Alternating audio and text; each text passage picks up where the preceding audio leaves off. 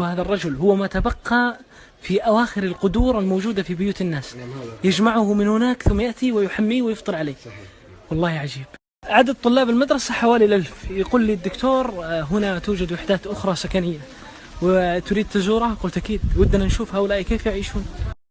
قالوا توجد وحدة أخرى هنا. فلما نظرت إلى هذا الحجم والله ظننت في البداية أني لن أدخل إلى بيوت سكنية. انظروا إلى ضيقها وإلى صغرها، سبحان الله العظيم. وهذه وحدة ثالثة على امتداد شارع المدرسة.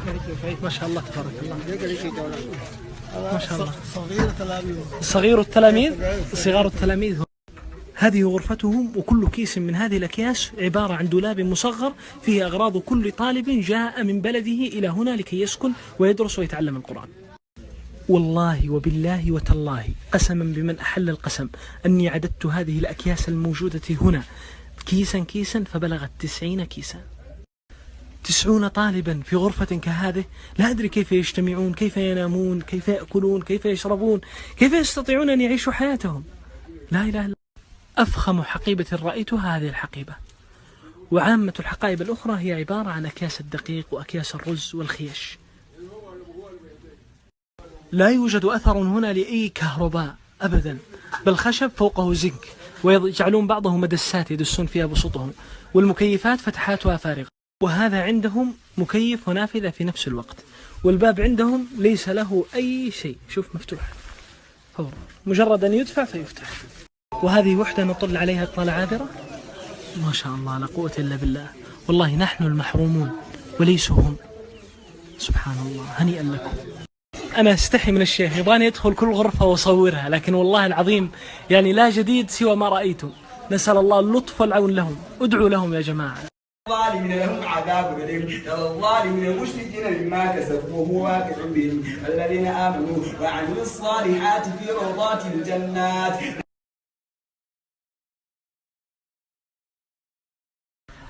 هذا الدكتور إسماعيل علي يونس. أنت دكتور إسماعيل، تخرجت من أي كلية؟ في المدينة المنورة. ما شاء الله. بأي تخصص؟ تفسير وعلوم القرآن.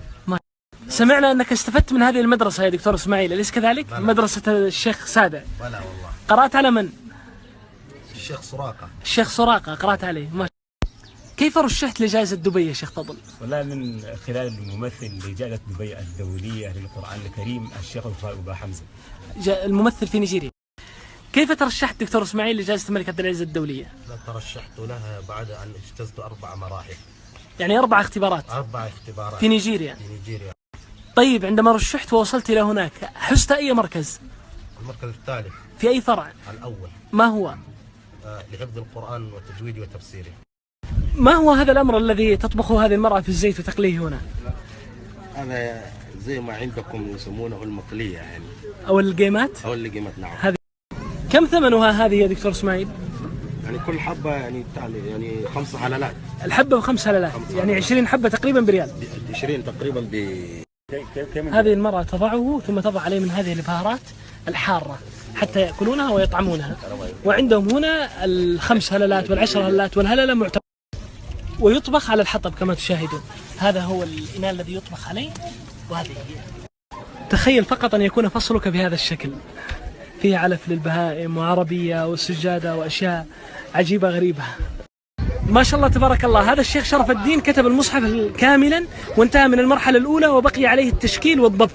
هذا الذي بقي لك يا شيخ شرف؟ أسأل الله أن. ما الذي تبقى له الآن يا دكتور إسماعيل؟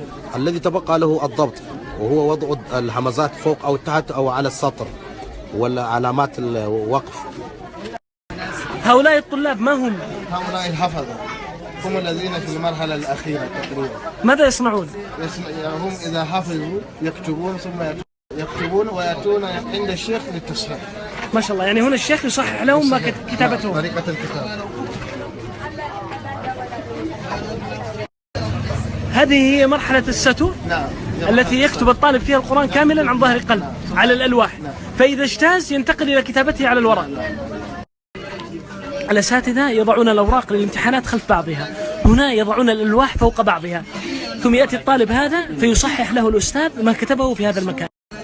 الله أكبر، والله إن هذا أعتبره من إعجاز القرآن. هؤلاء الطلاب والمشايخ لا يعرفون شيئا عن العربية، ولكنهم مع ذلك يعرفون الأخطاء الموجودة. والله لو اختفت جميع المصاحف عن وجه الأرض والله لأملينا القرآن من قلوبنا. الله أكبر، من صدوركم، بل هو آيات بينات في صدور الذين أوتوا العلم. وليا إدغام تردهن لا يجدون وليا ولا نصيرا.